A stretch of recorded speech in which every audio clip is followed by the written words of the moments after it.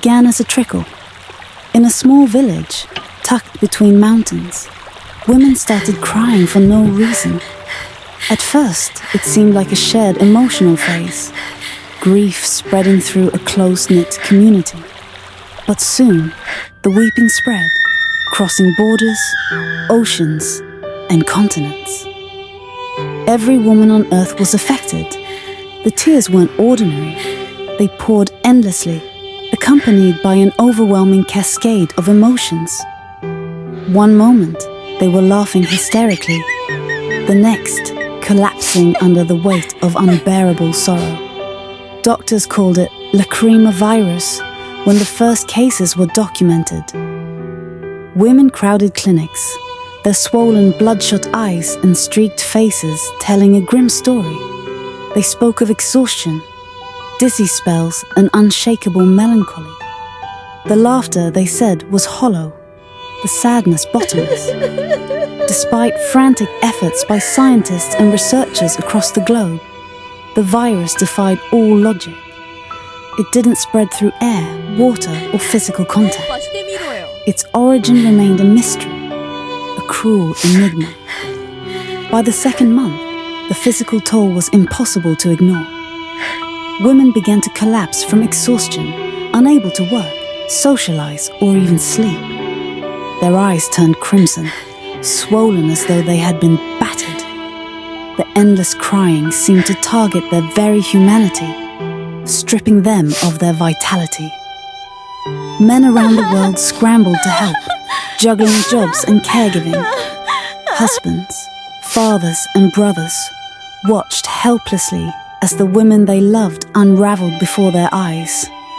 It wasn't long before the despair boiled over into protests. Women took to the streets despite their weakness, marching in zombie-like droves. Their chants, garbled by sobs, echoed through the air. "We need a cure. Hear us." Their bloodshot eyes and tear-streaked faces were a haunting sight as they demanded governments invest everything into finding a solution. Crowds of women weeping in unison became the soundscape of a world in crisis. Men rallied to support the protests, organizing marches alongside them. Governments responded with urgency, pouring funds into research and mobilizing scientists around the clock. Laboratories buzzed with activity, chasing even the faintest hope of a cure. But every attempt failed.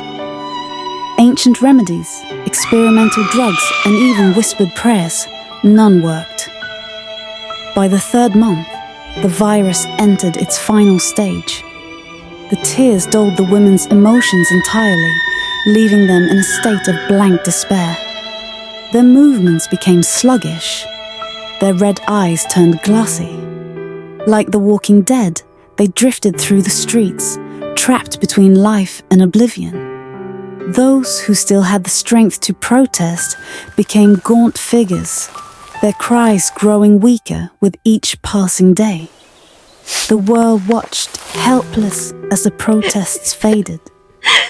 Many women could no longer leave their homes, their bodies ravaged by unending tears. Shelters were built, places where women could rest without stigma or fear. Their sobs filled the air like a sorrowful hymn. Men tried to comfort them, offering everything from companionship to moments of laughter, but the virus's grip was unrelenting. Artists captured the despair in paintings and sculptures. Musicians composed haunting ballads. Writers chronicled the tragedy. These tributes offered fleeting comfort, but they could not stem the tide of tears. As the years passed, the protests ceased altogether. Women no longer had the strength to demand change. Governments began to scale back their efforts, the urgency fading as the world resigned itself to the virus as an unsolvable mystery. Funding was redirected to crises deemed more manageable. Scientists abandoned their research, conceding defeat.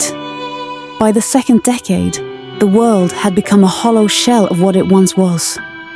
Women retreated into silence, their frail bodies unable to sustain the fight. Men carried the weight of a world that had lost its heartbeat, burdened by guilt and the unbearable loneliness of watching their mothers, daughters, and wives fade away. The streets, once filled with the sound of weeping protests, fell silent. Humanity had poured its heart, its hope, and its wealth into fighting the Lachryma plague. But the virus endured.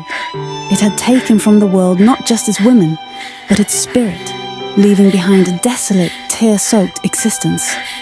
In the end, the world became a place of muted sorrow. Women, the soul of humanity, were reduced to quiet shadows, their unending tears the only reminder of what had been lost.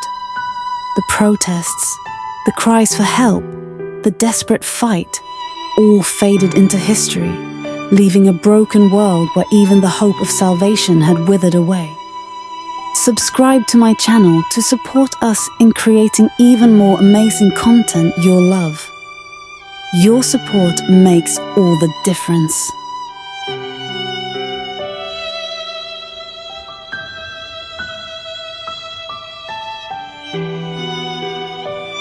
Don't forget to like and share.